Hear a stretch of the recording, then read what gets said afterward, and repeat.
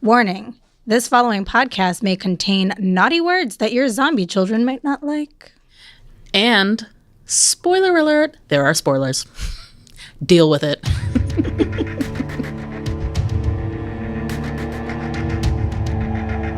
Hello, and welcome back to Aim for the Head podcast. We're going to be covering Season 2, Episode 2, We All Fall Down. I am Julie. And I am Diana. Diana, how did you like Episode 2? I liked it a lot.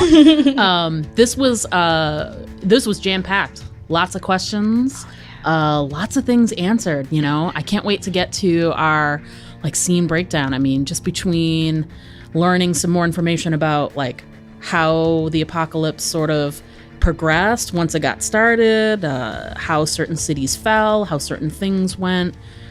It just chock full of info. Very good. I agree. I like this episode a lot. I felt like every time it cut to a commercial, I felt like I was so deep into the episode that it was about to end soon. And I'm like, oh no, there's still 40 minutes. Yeah. Oh, it's still a half hour. I've got so much I loved it. And I really feel like it was probably one of the, and I'm not digging on the show. I'm saying it's probably one of the first times where I was sort of tense from beginning to end. You know, this show has done a good job of creating some tension and some moments of tension, but you know they're also building a story, building characters. You get new people to learn, so not everything is running a mile a minute. Compared to last episode, I thought it was much slower moving, but we learned there's so much in this episode. Exactly. And I like episodes like that. Yeah. I mean, yes, I love the explosions and craziness, and I like to feel like my heart is about to explode, but I also like those episodes where you can calm down a little bit and actually get some of your questions answered from previous episodes, like we did. Yes. So we got that opening scene there, get the beach, and looks real peaceful at first, and see some kids playing outside, and then I used the word tranquil in my notes. Nice. Tranquil. But then the dead start to rise from the water. Those floaties came back. And one at a time. Why can't they just all, I guess that'd be bizarre if they all sort of rose up at the same time. But it's one, walk, walk, walk. Then two, walk, walk, walk. So my first question is, where are the adults? Why are there no adults watching these children outside? It's a valid question, Julie. Are kids never inside in the apocalypse? Folks, this is the zombie apocalypse. You got to keep an eye on. I don't want to give babysitting tips. I am not a parent, but my second question: what the hell's with the shells that they're gifting these zombies? I know. I don't know if they're trying to create another. What was her name? Micah, right? Mika. But she wasn't the one giving the. Oh, it was her sister. What was her sister's name? Look at the flowers. Shit, yeah, I can't remember. I know. Lizzie. Oh my God, Lizzie. Brain farts. Good job, and I'm Diana. the old one. Jeez, this is what happens. 41. I immediately thought that, and the way they were sort of carrying it, it was almost like an offering. Yeah, it was very bizarre. Like they were giving an offering to the sea gods, except these were not the sea gods. Floaties. These are the rotting zombies that are now going to kill you. But I would rather them give zombies shells than dead rats. Yeah, it made more, at least made more, I guess if you want to get inside the mind of a kid, it made more sense in terms of these are pretty shells. I found this pretty shell. I'm going to give it to you. In case you're not up to date on The Walking Dead, there's some really messed up things that happen with the prison and some girls and some rats. Just watch it. It's messed up, man. It's just messed up. Okay, moving on. All right, moving on. All right, so then we're back on the boat. We are discussing the logbook. Maddie's a little upset that Nick, went after it, but he's being a hero. He says, "I thought I heard banging." Yeah. Which she didn't understand either. Everyone except for Nick heard something. I think. He's the only one that heard that banging. But he got the logbook, and And we got some really great information, you know. Yeah. They were all sort of checking it out, and they see that San Diego, which was where, if you hadn't caught it in that first episode, was their plan of where to head. It says in the logbook that they shouldn't even bother, that San Diego is dead. It's gone. It's burned. That's where those folks in that shot up yacht were. They must have apparently come from there, or at least went by there and knew that happened. Dock, or, maybe tried exactly what he did. And sort of an interesting thing too was it also brought up there was a little side conversation happening where they were talking about the artillery that must have hit that boat. That the only thing that would really pierce a yacht like that would be something that was military style. Yeah, military grade would be able to hit that. Now, whether or not that was the military, we don't know. Or did someone maybe raid a military camp and get some military style weapons? We don't know. I think might be a question that'll be answered later. And that was one of our questions from last week. Who are these people on this boat, or what did this to that yacht? And we didn't really get our answers for that. Yeah. But we did find out that San Diego was gone. So with San Diego being gone and that boat kind of looking for, and I'm not sure if if this boat, this special boat that's out there that they're afraid of knows that they're there, or if they're coming after them, or if they're just looking. Yeah. But our crew decides we need to get docked somewhere real quick, and they're going over some coves. And Strand has this one cove he wants to go to, but then Travis finds this cove with the it's got the ranger station on it. Yeah. Yep. So, and he says supplies, things like that. So maybe supplies we and info too. And even though they got the info from the logbook, they're at that stage where they just want to know. They want to know what's going on. They have no idea. LA blew up and they've been on the water ever since. And all they know is that yachts are turning up all obliterated, and San Diego, according to this yacht book, is destroyed. It's destroyed, yeah. And so they decide on this cove, and I thought it was an interesting little point there that when they did decide on it, I made a note that Strand went along with it, and you could tell it wasn't his first choice. He wanted to go to that other cove, but there just wasn't enough traction or reason for him to. Right, no, Travis had a good reason. There was the ranger station. There could be people that we can get information from. There could be supplies. We don't, Yeah. I thought it was interesting, though. Travis mentioned we don't have any supplies.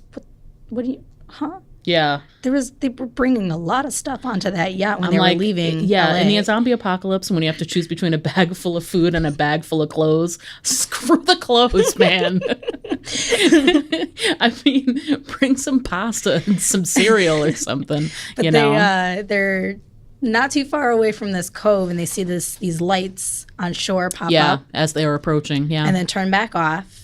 So they decide, hey, lights on a shore, let's go there. Yeah. I don't know if that would have been my first choice, but I'm wondering if when they saw those lights, is that sort of like a symbol of we're not trying to hide, we're trying to put ourselves out there. We're here. Right. Like it's someone saying we're here, And we're not. They aren't so far into this yet. I mean, I know that they know that there is some aspect of live people that they can't trust, but I don't think they're quite there yet, because I think that if that was Rick's group, they would have never stopped that boat. They'd be like, oh, there's people there. There's people there. Can't go there. I got to save Carl. Carl. So they see these lights. They're like, hey, why not? Let's go see this, because, the dead can't flip lights on, right? Right. At least that we know of. So they dock, and Strand decides that he's going to stay behind. And Daniel is like, me too. I'm going to stay with you. I love the way Ruben Blades is a really great actor. And he just that scene, I mean, he's had to be so gruff and doesn't trust anyone, but just he threw a smile on. He's like, no, we'll keep you company.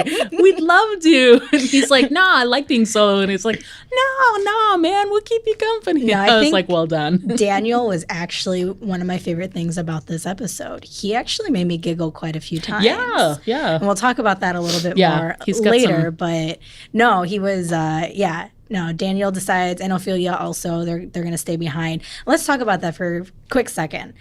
I believe, and I'm sure maybe everybody else was, or maybe not, Daniel was afraid Strand was going to leave them behind. Oh, that's for why sure. he's like, I'm gonna hang out with you. It's cool. Just be your buddy. Yeah, yeah. Because they're not at that point where people who are, I guess, dead weight would be, shot or killed or whatever. Like maybe they're just not at that point yet.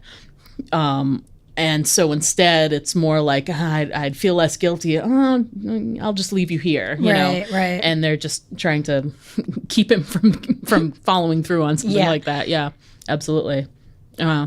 So they dock, and they Daniel stays behind, and the rest of the group travels forth, and they see this house, the one that the light was coming from, and when they approach it, there's really no signs of life whatsoever. No lights on, no nothing.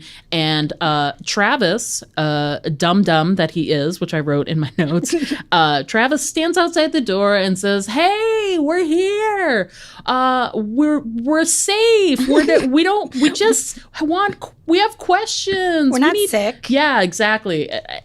It's just like they said on The Talking Dead after, they're like, yeah, because that works well. Like, let's stand outside a door and say, it's funny how we know later from the main series how, people get distrustful and they would never do something like that. But it's just it's funny and frustrating to watch people, like, I don't want to say blunder, but, kind of blunder through the things like, I'm going to trust everyone and all people are good and everyone's got good intentions. And you're just like, you're literally standing in the street talking to a house, at least Maddie realized that this was kind of a dumb thing to do.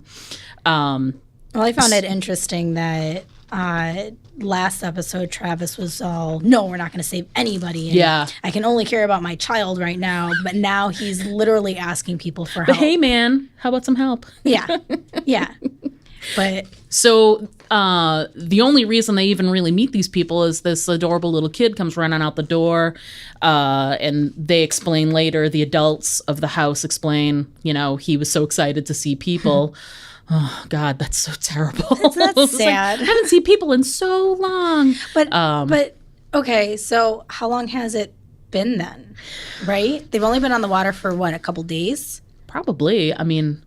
And they knew, so did he's obviously a ranger from what I'm assuming. Right. So did he get his family and lock them in right when he knew that there was something weird going on? So has he been locked in with his family since,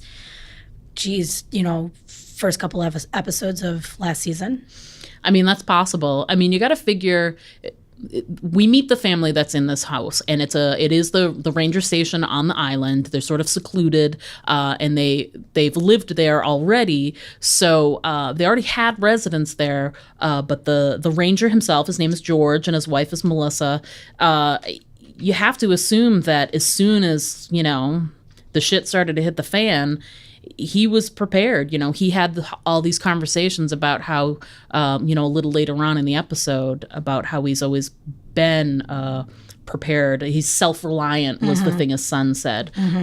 So I would think, they saw the writing was on the wall pretty quickly and just, buttoned up shop and got everybody inside the house and, did their thing, did whatever they had to do. Well, he's a smart man, and he's been kind of tracking and keeping an eye on everything. And we find out that he knew that LA was napalmed. Yeah. But so was Portland. Yeah, and napalm, it's the first time we're hearing napalm. Yeah. So, that was another, question, was it?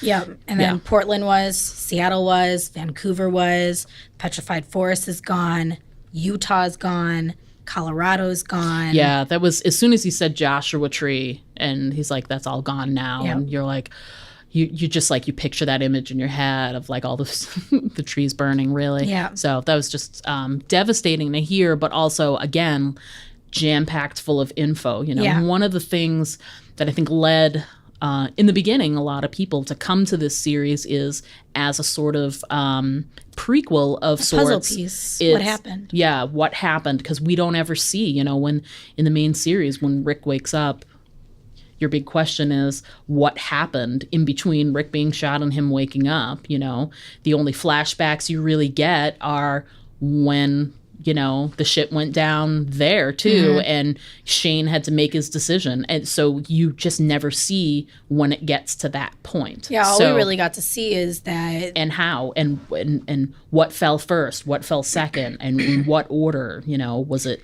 chaos all over the place, or, you know. Yeah, all we got to see in some flashbacks was why Shane left Rick behind, because they were literally standing people in lines and shooting them down. Yeah. Like totally fine nurses and doctors and everything. And he just had to make that choice between himself and, you know, here's this guy who's his best friend, but he's got to go because, you know. So, yeah, that's being able to get a couple of questions answered on, you know, how things started to fall in terms of, you know, which cities fell first, et cetera. I mean, it asks a couple of more questions, which we'll get to later. I had a question that came up from there. But yeah, that conversation with George was pretty... very chock full of information. Yeah. It was good. I like, though, at the beginning, they're sharing a beer, and George is like, here, you want to take a book? Take a book. Yeah. Like, it was just so friendly and weird. Like, you know, coming from The Walking Dead, and then there's no way in where we are in The Walking Dead right now that would a conversation, a meeting, an introduction like that ever be so friendly. Yeah. So it was awkward to me. And it wasn't awkward to them, but it was awkward to me to watch. Yeah, because every introduction these days would be like, you know, at the end of a gun, and who, you know, what do you need? What do you want? Who are you? You know. How many walkers have you killed? How many real people have you killed? You know, ask the questions. And why. I think, what was I going to say? There was a really, regarding the books, as soon as you said that, it reminded me, George said that really sad thing about it, which was no one's going to write anymore for a while, which just like, as soon as he said that, I was like, oh, that's just, I mean, I know that there's a lot of things that they sort of say throughout this and the other series about, you know, this is never going to happen again and stuff like that. Like, I think even Beth said stuff about, you know, let's sing songs because, you know, it's not like anybody's writing songs right now, you know, same idea, you know, no one's going to write a book, so you might as well read the ones that are there. Just devastating. So we sort of flip from there, the conversation at the ranger station, and we see on the boat Daniel and Ophelia talking, and man, wasn't that a great conversation? Ophelia really had this moment with her dad. She's coming to grips with some things, and kind of, I like that. She's starting to understand this world better, which means she's starting to understand her father better. And then just pauses and says, cruel. Like, how, and Daniel took it well. I think he understands. I think he does not disagree with her in that moment. You know, he knows that he's had this rough background, this thing that's difficult to have people reconcile, if you will. And I think he's always tried to protect his daughter from that, but in this world there is no protecting anybody from that, and he understands that. So if that's how she needs to come to grips with it, then he's gonna let her have that moment. And he doesn't fight it. He doesn't tell her not to leave. That's how. But it was a really great scene between the two. I thought. You know, we haven't seen much of Ophelia. Right. I mean, granted, it's only been 2 episodes, but she wasn't huge in the season premiere. And no, not at all. That was really, I mean, other than the season premiere, her and Nick kind of had a small conversation.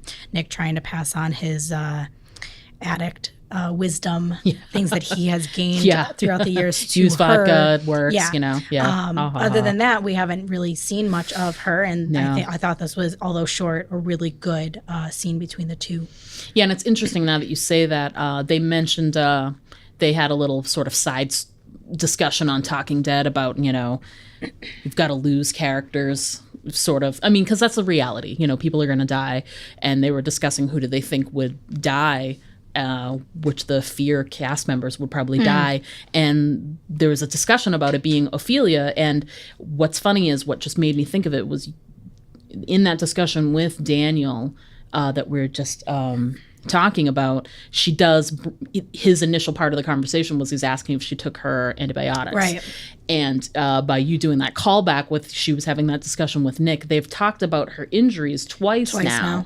So does she either take a turn for the worse? Maybe she does. I haven't been paying attention to her though. Like she hasn't been front and center, but she has been around in the backgrounds, and I have been watching her. Although she has that blanket over her most of the time, I've been keeping an eye on the gauze on her shoulder, and she's been keeping it clean.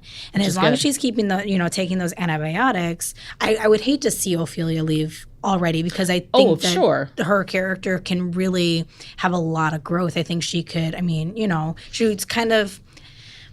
she was a little sheltered. I mean, from season one, she was just kind of this trusting person, and now she's learning so much that I'd really like to see what happens to her. So hopefully she pulls through. Hopefully that she doesn't succumb to any kind of infection or anything like that. There's also the possibility too, which is, she could be a writer's patsy. She could be the person that they're sort of setting up to be the weak person because she's got an injury right now, and something will happen, and she comes through as a really strong person with some other situation that they're presented with down the road. So that's a we shall see sort of moment. So and talking about Daniel, he has a conversation with Strand. Oh, that's right, on the boat. Yeah, I forgot about that part. And he brings up a really great conversation where he starts they're in this conversation asking questions about this, that, and the other, and the best line of the whole thing was when Strand refers to it as the boat, the $10 million boat, the $10 million boat, and Daniel hits right on it and says, "It's interesting how you call it the boat and not my boat, your boat or my boat." So that was a nice little dig there, adding more layers of mystery to Strand. Absolutely. That's for sure. So well, then we kind of cut back inside. We just found out what's going on the boat. The three, Strand and Ophelia and Daniel are making it work on the boat and figuring out what they can. And we cut back inside, and Nick is inside having just this really adorable play moment with these kids. And he was so fun to watch with those kids. Yeah. Because I think that there's a part of Nick inside that is still a child. Yeah. Maybe getting a little too deep, but because of the addiction and everything, I think they're, and I think that children, he kind of just understands them a little better than adults. Yeah. Arrested development, if you will. Yeah. I'm not saying that he's slow or anything like that, just that I think in life, children are just easier. It's easier, and that's... Yeah, they don't have any drama. There's no shit. There's no layers with kids. They are who they are, which is why he sort of Henry came right out and was telling him all these little things, oh, these are my, these are all these people. That's my uncle. And, the little red dots are what we had to do because that's how we live now. Yeah, so... it's pretty open. So he brings Nick upstairs and, want to see my room, and they're being great, and he shows him all his, G.I. Joes, I'm assuming they were. Yeah. And he's got them all dressed up as people that he knows in his life, and certain ones have little red dots on their forehead. And Nick calls that out right away. It's so creepy. So what happened here, he says, and the kid knows this is what you have to do now when people die. That's what you have to do. Yeah. So I found it very interesting that the ranger was smart enough to at least break that down to his kids, but you could tell that it was upsetting to Nick. I called that right away, that wasn't going to sit well with Nick, that they were, not just that life is never going to be the same for them again, but that they have to adjust to this crazy new world. They're never going to have the kind of childhood he did, carefree and no worries. There's this other thing they're going to have to, this whole new world that these little ones are going to have to adjust to. Right. Yeah. And then the kid mentioned something about how his dad's going to give him power pills. They're like vitamins that'll keep the family together. Yeah. And that does not sit well with Nick. Yeah, I at all agree with him. There's no such thing as it's not, either the kid's making it up or, which is bizarre, or there's some kind of pill. Well, I was thinking, well, maybe they are actually a vitamin. Maybe his, a way to get his kids to take vitamins is to be like, these are special power pills. They'll keep you strong. So, they'll keep you strong so that we can stay together. Yeah, so that was my possible. initial thought. But Nick, the druggie, automatically goes to his worst place. Yeah. And to jump ahead a little bit, he was right. Yeah. He goes snooping around, and it's really bad on my part. Nick goes snooping around in a house, but we're fast forwarding a couple of scenes, and a couple of things happen between there. We'll get back to, and Nick's searching around this house, and he goes straight to the medicine cabinet. And the first thing I think is, shit, Nick's looking for some. Yeah, I put Nick steals again. Surprise. Yeah, because I thought he was looking for himself, and then of course the druggie's going to know all the best places to hide your drugs. Yeah, and he opens up this globe, and there's these like yellow and white capsule in there, and that's when it clicked to me that he wasn't looking for drugs. He was looking for the power pills. Yeah. He wanted to know what this was. What the hell this was. Because a kid wouldn't lie about something like that. He was either shown them or he knows something about them, and so he was looking for them to see what the hell is this kid talking about? Are they vitamins or is this something else? Right. And Nick thinks it's something else. He talks to people later about how he actually uses the word, I think they're going to Jonestown themselves. Yeah. So, very interesting. But to backtrack. Yep. Didn't mean to get ahead. Mm-hmm. Between those two scenes, we have a couple of fence scenes. Yeah, the Travis goes out with George. And they have a little conversation. George is just doing some repairs, and there's the fence scene between Travis and George where they're fixing the fence, and it's really creepy because you can see there's like a marina thing in the distance. You can and just see all the you can see there's walkers. Movement, so it's like you got to assume it's all walkers. Yep. I'll watch again and sort of slow it down and see, but yeah, it's just crazy, and everything else is abandoned, and there's like carousel and all of that, and dually like happening almost at the same time. The oldest son of the ranger, Zach. Seth. I wrote down Seth. I believe you. Seth. Diana did her taxes last night. So. My brain is not there. Seth it is. Sorry, I had the wrong monosyllabic name. Seth.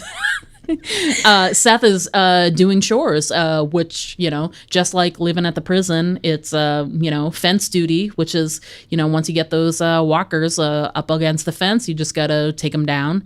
And this is a whole new world to Chris. Chris hasn't seen anything like this. He's asking questions. He's wondering why they do this. And, Seth. Okay. I swear I will check write it my down. notes I believe because you. I'm pretty sure it was Seth. So anyway, so they're working the fence, if as it were, and Chris is given a chance to kill those walkers that are at the fence, and it's really interesting that he has this opportunity to sort of work through all these emotions. I'd say he killed like about 4 or 5 walkers. Couple of them. Yeah, at least. I really like that scene though. Yeah, it's a real great. You see some growth there. There were so many things that did happen. You've got him, if you watch the Talking Dead, the actor who plays Chris talks about how he was getting revenge on, walkers are what caused his mother's death in, a roundabout way. Right. So he was getting his revenge. But then at the same time, I think, he's learning. And then Travis walks down and he can see Travis's discomfort with it. So now he's getting a little bit of like a rebelliousness on his dad. Yeah. Because, how, and I understand where Chris is coming from. He's got, one side of him really upset with his dad because his dad's the one who mercied his mom. Right. But you can't be mad at him because it had to happen. It was going to happen. Right. Somebody would have done it one way or another. So he's got these conflicting emotions. I mean, he's not there yet. He'll get there. He'll have his moment when he really realizes, you were doing a mercy. You Right. were doing, when he sees someone turn on their own, it'll happen. He's not there yet. He's working through all of those emotions, and he's got grief and anger and all that stuff bubbling up. And you can see it as he's working through each one of those walkers. He gets, a little bit closer to going through all of those stages of grief. It's really interesting to watch. No, it really was. And I think that, it was a interesting scene to watch Chris in. I enjoyed that. Yeah, there was a lot of growth for his character in that scene, I would definitely say. And one thing I didn't touch on, but in that corresponding scene, it's when Travis leaves and the beach, he goes and he finds George, and that's when they go to repair that fence, where you can sort of see the marina in the distance. While they're there, they're talking about stuff, and George makes a comment: "Nature always wins." Yeah. Which I think is interesting. No matter how much you try and move away from it, nature will always come back. It's very Jurassic Park. Nature finds a way. Well, and then we cut back to the yacht again. And I don't know where Strand is, but Daniel goes snooping. Maybe he's finally taking that nap. He's a tired guy. Maybe he is. When he's tired, he talks to himself. Well, he's having this little phone conversation. Oh, that's right. Yeah. So we find first they don't show us Strand having that conversation. No, it goes they second. want us to be wary of Daniel looking and getting caught. So Daniel finds this kind of safe looking thing underneath a bench. Yeah, it's my and he finds box. some sort of machine gun and a bunch of maps and Mexico. So we find out that Strand does have a plan. Yeah, there's an ulterior motive. I mean, it's not like that's part as a surprise, but no, we but knew. It's now it's out there. Right, it's out there. Definitely. What it is. And Daniel now knows. And then we cut to Strand sitting in what looked to be like this ranger office area or something, playing with a postcard, talking on a phone. I'm assuming it's a satellite phone. We talked about that. It's got to be, because at this point, I mean, there's no electricity. So when I watch TV and movies, you see satellite phone, and it's like the big, bulky. Yeah, it's like a big box. Yeah. I have a small box next to my ear, but I'm talking into it. Right. This thing looked like his iPhone was in an otter case. Yeah, although it's easy to see that, he's got top of the line equipment. We were talking about that. Yacht is pretty state of the art. So if somebody was going to have a state of the art sat phone, it'd be Strand. Yeah, whether it's his or this is the expensive sat phone, not my expensive sat phone. Just like the yacht. So Strand's having a conversation with someone. We don't know who. We don't know who is on the other line, but I kept picking up. So they're talking about a rendezvous area with the latest they can push it to, and everything like that. Strand saying I'll be there, but I kept picking up on Strand being very reassuring. He wasn't being business, because he talks to Nick very businessy. The way he was talking was very almost loving and caring. Yeah, it's interesting. I mean, it could be totally wrong. It's just kind of like the vibe I was getting off of that phone call. Yeah. He was very relaxed in the way that he was sitting, and he just had a softer tone in his voice. I can't wait to see what this is all about. You know, because he's just one of those guys. They're doing a good job with building this character, because I just can't get a read off of him. There's sinister. There's he's shady, but he's also friendly and funny, and total sociopath. Well, there's a scene, and we didn't touch on it, and I know that it's somewhere in there, but Strand's just kind of hanging out at captain's quarters area, and Daniel walks in patting his belly and humming. Yeah. It's probably one of my favorite scenes in the entire show. Yeah, that's right. Because it was so funny, and he's checking on him, he's hovering, he wants to see what the hell's going on, but he's doing it in such a almost like I'm trying to be annoying kind of way. Right. Like Daniel's more of a quiet, is not a talker. Right. But if he was a talker, he'd be the guy coming into the captain's quarters, checking out, what you doing? What you doing? What you doing? Hey, what are you doing? What are you doing? What are you doing? He's sort of doing that with his body. Yeah. I'm going to walk through the captain's quarters tapping and just on my be belly. Like, yeah. What a great choice. That was a really great choice. I love that scene. So, once we get away from that, we start moving towards the some of the end of the episode. Yeah, the final moments. We've got this great scene, which I kind of called a little bit earlier. There's a scene much earlier when they meet that George's wife, Melissa, has this kind of awkward scene with Maddie in the kitchen when they first meet. I would say it was probably like a day before, because it seems like they were there on the dock for about a day. So the night before, when they first meet everybody and go to the ranger's house, they had this kind of awkward scene where she's asking about what kind of work she did. And when she said she worked with kids, and then she's like, oh, young kids? Yeah, oh, yeah. And she's really like weird. really fishing. And I wrote it in my notes. I was like, what is this? Like, does she want him to take these kids? And then flash forward to this scene, which is a little more present, and Melissa is working in their garden, and Maddie comes over and giving her a hand. And Maddie's first initial feeling was she's pretty damn sure that the flashing of the light was Melissa on purpose, because they did it off as, explained it away as saying it was an accident. We just hit the switch by accident, or maybe they're trying to blame it on the little kids. Even though they didn't really say that, but there's like it's out there that, we've got small children, it was a mistake. But Maddie's point, and I agree with it, is that you hit it once as a mistake, but the light flashed twice. Yeah. So twice is on purpose. So, Maddie goes to talk to Melissa on purpose with this information. I know that light was hit on purpose. That was no accident. And starts asking her, she's seeing it more as like, you can sort of sense this, you feel like she's heading towards this almost a battered wife area. Yeah. She doesn't say that, but it's sort of like I'm a prisoner, like a prisoner kind of thing. And that's the way I think Maddie was approaching it. And I think that kind of took a turn. Yeah. She, George doesn't want them to leave. And Melissa has MS, we find out. Yeah, that's right. So she knows that she's not going to be able to go, even if George was willing to let them all leave.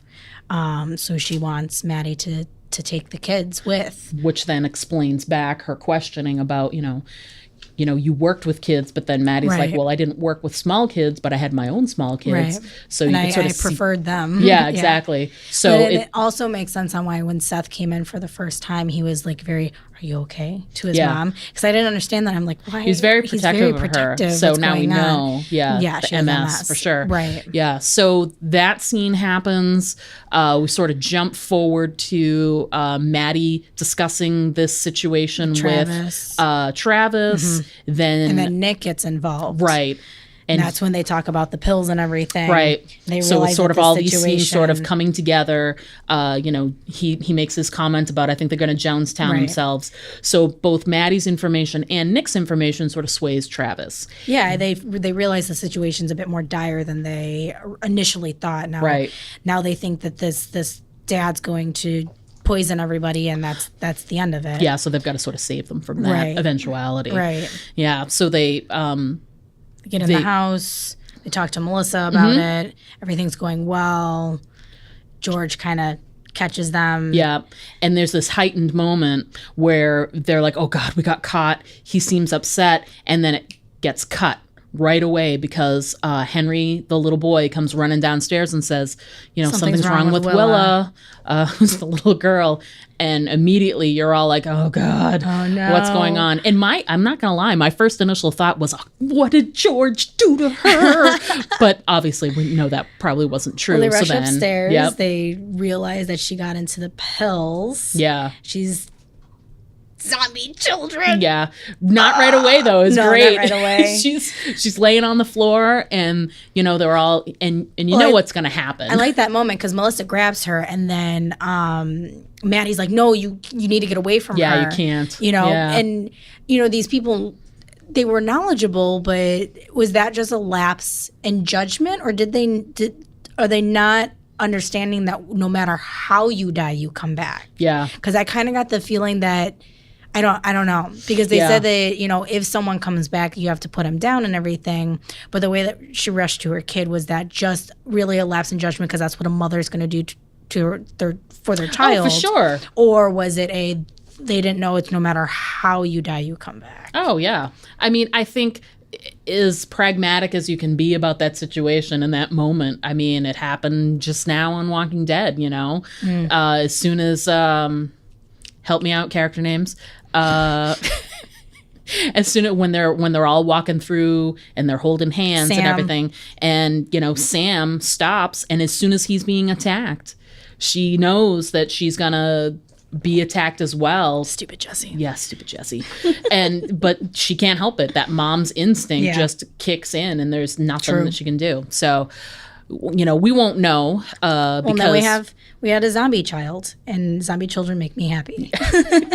Not in like a sick, twisted, I'm mentally ill kind of way, but I think that they're terrifying, and they really are. They are. They're terrifying, and it's awesome. And we don't see them often on this show. And you'd think you'd see them more. You would think. I would think. I mean, we see a zombie child in the very first episode of The Walking Dead years and years ago. Yep. And then we don't see another zombie child until I think Sophia, when Sophia walks out of that barn.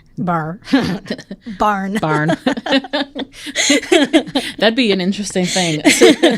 So, zombie child walks into a bar. Boom, boom. So Sophia walking out of the barn at Herschel's was then the second one, and that was season 2. Right. Then we jump really far ahead to the next one is just recently when Sam saw the zombie child. Yeah. And I still don't know if that was really there or in his head, because he was so terrified, because Carol really fucked with his head. Yeah, she did a really good job. Yeah. And we'll get to that. That totally made me want to go somewhere and talk about a show that's not even on right now. But yeah, it's really interesting. I thought about that after we discussed it a little bit, and I thought, you know, whenever you see like a story, like a nature story, and people go, and whenever there's a predator, the predator goes after the slowest moving thing in the herd, which is always the baby. So is there the lack of children zombies out there? Is that just because they're all in someone's intestines right now? Maybe they eat them all up. I mean, it's possible. I mean, if you're running. Well, I mean, look back at Walking Dead when Rick went back for Lori after Carl put her down. Yeah, she was gone. Yeah, she was all gone. She was in his belly. Yeah, big time. It's when I first saw that. When I first saw that scene, and I know we're on the Rich, our producer, said that children taste better. You're not wrong, sir. When I first saw that Lori scene, not to get stuck on that show, but I literally had to rewind that and watch it a couple times because I couldn't figure it out. I'm such a dope. I was like, where did Lori go? She's not there. And why is Rick so sad? There's just a pool of blood. And who's this guy? Yeah. Why is he chopping up his stomach? Yeah. I don't understand. Gross. But anyway, zombie kids, which then begets chaos then ensues. Right. And they all run. Zombie child bites mama, and then they start running. George says, I'll take care of it. You know, and Travis, you can see he's sort of eyeing him as he Henry leaves. Or Harry or whatever the little boy's name was. Henry? Yeah. Okay. Yeah, they're sort of like, Travis is sort of backing out slowly. You can see them sort of eyeing each other right by like the doorway just as they're leaving. They're got each other's eye, and because you can tell Travis doesn't trust that moment. He doesn't think he's going to take care of it. And he doesn't want to leave them. I think Travis really felt like at least some sort of like a connection with this guy. I mean, it's the first person other than Strand, who nobody likes, that they've seen in like at least a few days. Well, they had very similar interests and things. So I think Travis really liked it. I think if it wasn't for an apocalypse, if these two had the chance to sit down, they probably would have been friends. Yeah, so Travis is backing his way out slowly, and they are all hightailing it to the boat. Then next thing you know, they're on the I say boat, the yacht. So next thing you know, they're on the yacht. They're having this conversation. Strand get into a disagreement on if they're going to keep Henry. You know, do we keep him? And he's like, I'm at my. What did he said? I'm at my mercy limit or something like that. He made some sort of smart ass comment where it was like, I've taken my limit for mercy or something like that. And it was, oh God, it was so well done. So they're arguing. And then the point is moot of whether or not they're going to even keep Henry. Because Seth shows up. Yeah.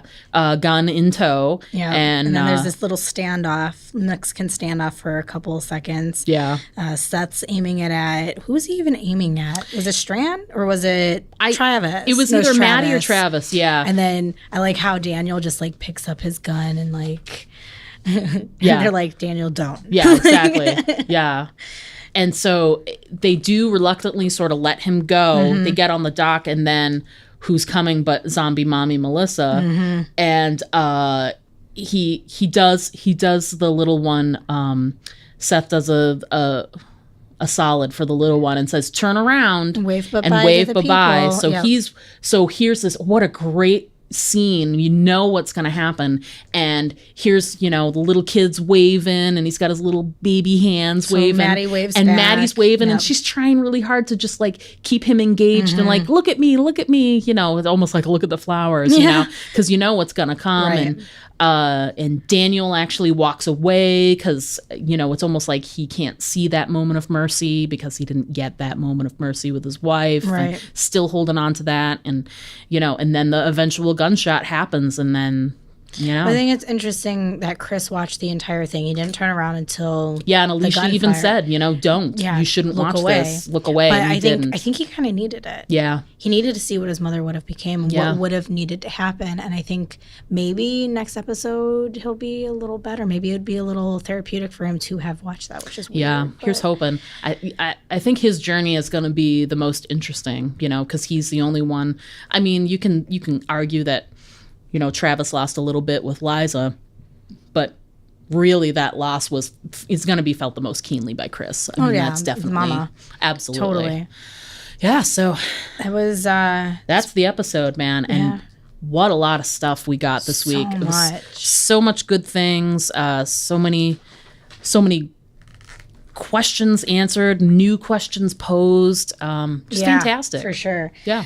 I mean, it's funny. It answered a couple of questions for Strand for us, but then Posed a few more. Yeah. Last week we asked a couple of pointed questions we weren't sure we'd know the answer to, and one of them was, who is Strand? What are his motivations? Will we find those out? And I'd say we do know now that his motivations are to no good, whatever it may be. He's got an ulterior motive because we don't know who that person was on the end of the line. So we know there's an ulterior motive. We know that his initial point was not San Diego, so he was lying about San Diego to begin with. So we know that much. But then now, moving forward, now there's more questions. Well, I was kind of wondering. So I was wondering if maybe San Diego, he still needed to go there. I wonder if it was a rendezvous. I don't think it was his end destination. Yeah. I was thinking maybe it was that's where he was going to pick up this strange person that he's on the phone, and they had to find another way or something like that. Yeah, I mean, and anyone who's ever traveled in Southern California, San Diego is ridiculously close to the Mexican border. So, it's a really good natural place for him to have sort of chosen as like, say, a first rendezvous point, and if that doesn't work, we'll do whatever. Right. But it's interesting, one of the things that George said when he was talking about, this place fell, this place burned, one of the comments he made too was the borders are closed. No one in, no one out. Yep. So it'll be interesting to see if he does make the attempt for Mexico, according to those maps. Will they make it? Is there any kind of Mexican Coast Guard out there, like guarding the international waters? Doubt it. We don't know. We don't know.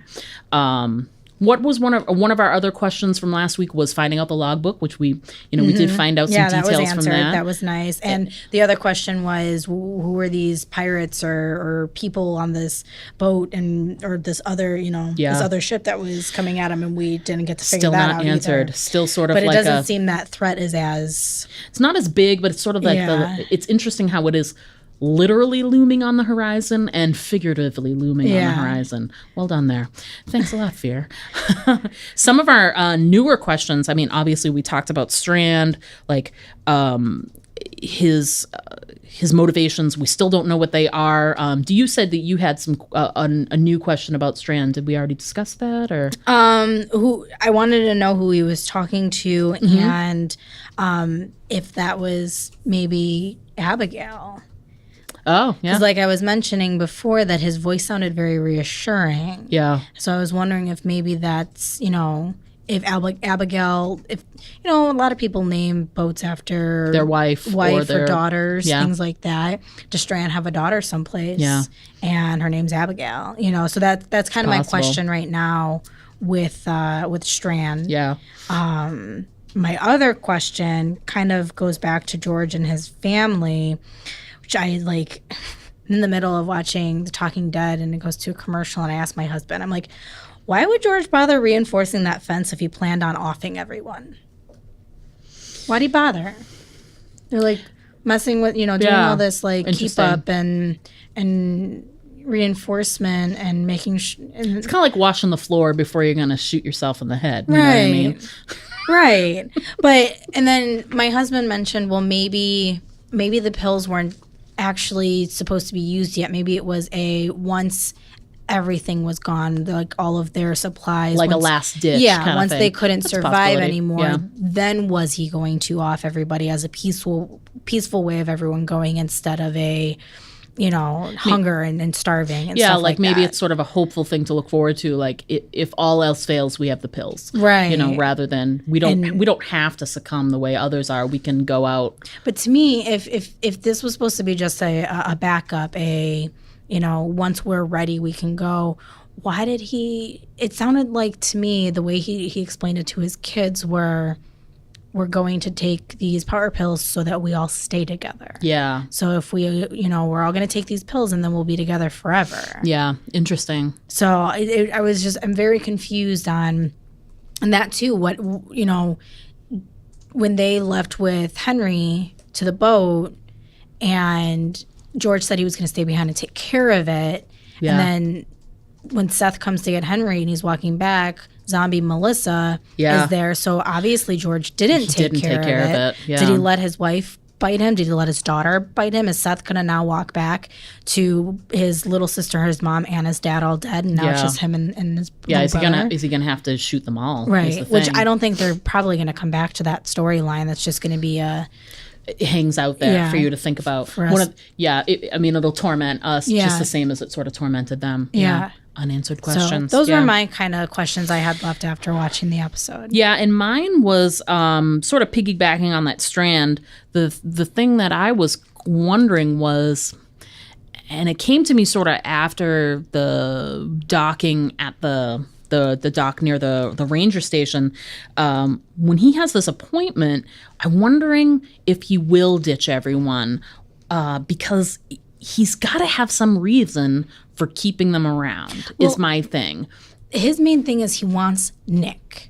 Nick is the most important person to him at this moment. But he feels like Nick is going to help get him to wherever he needs to be.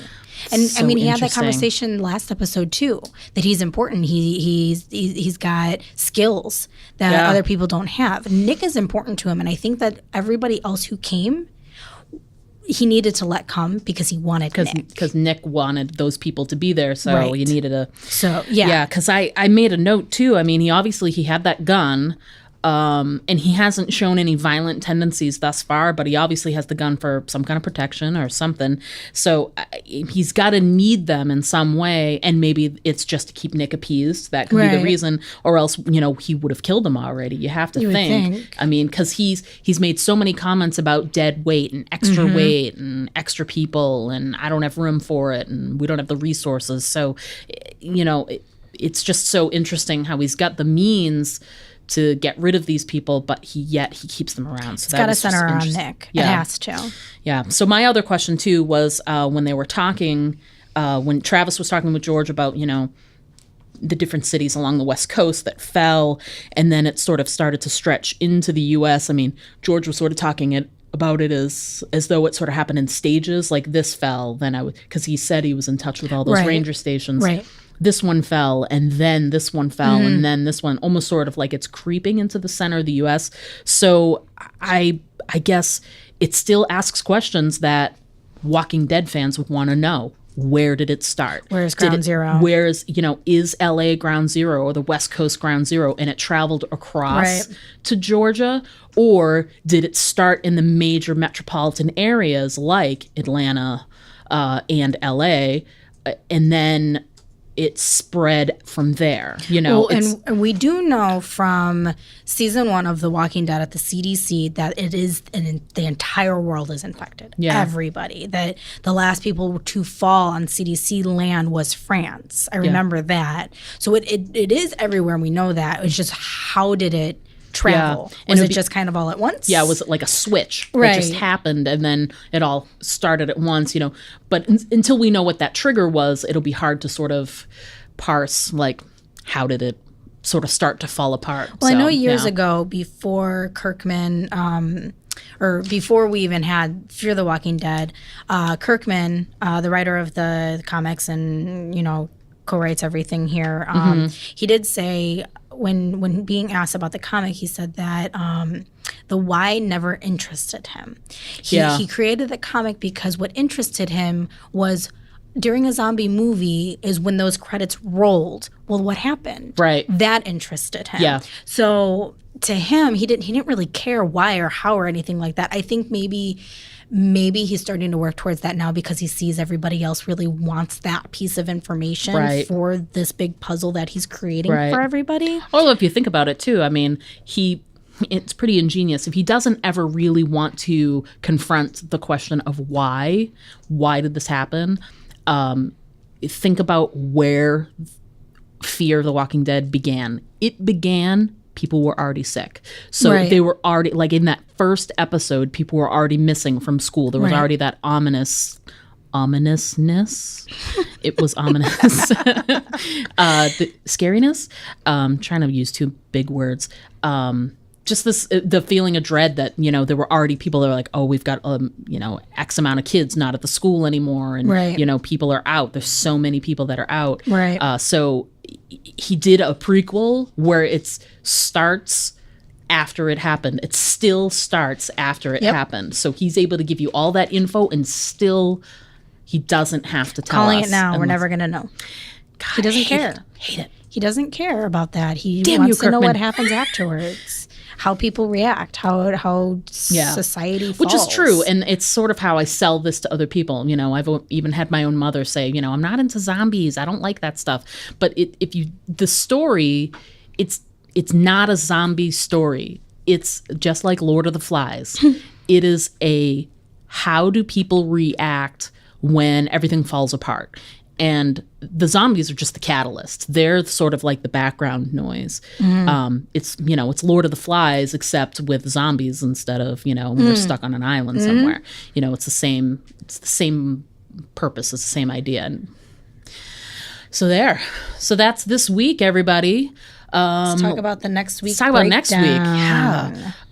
Unlike the premiere episode, we actually got a little bit bit at the end. A couple of little clippets at the very end of the episode, and then we got a scene like always during the Talking Dead, which I think is always fun to see, but makes me wanting more. Yeah. But it's interesting. We're finally going to see Flight 462. Yes. I don't know if any of you guys watched that during the episodes of The Walking Dead, the regular season of The Walking Dead. I do know that they're all up on YouTube, so give them a look. But there's going to be a survivor from that, and we got to see a couple of little clips of. It looks like all hell's going to break loose again, but they kind of always show us that in the clip. And I think it's going to largely be this airplane from that flight. Well, and, I think that's going to be the major part of that episode. So we know that they're on land again. Again. They're not going to stay out in the water too often, I don't think. They're on land again. They find the survivor, and I'm thinking, do we see our first herd? Yeah, I mean, it certainly looks like it. Doesn't it? The scene that they teased during Talking Dead certainly looks like a herd was heading towards Daniel. So that'll be. I love how he so cutely takes out his his little revolver that has 6 bullets in it, and when you have 72 zombies walking towards you and you only have 6 bullets, not helpful. Time to run. Yeah, you better start running. At least they move slow. Although I'm not gonna lie, I in a comedic kind of way, I can't wait for that herd to start walking towards them because they're on the sand.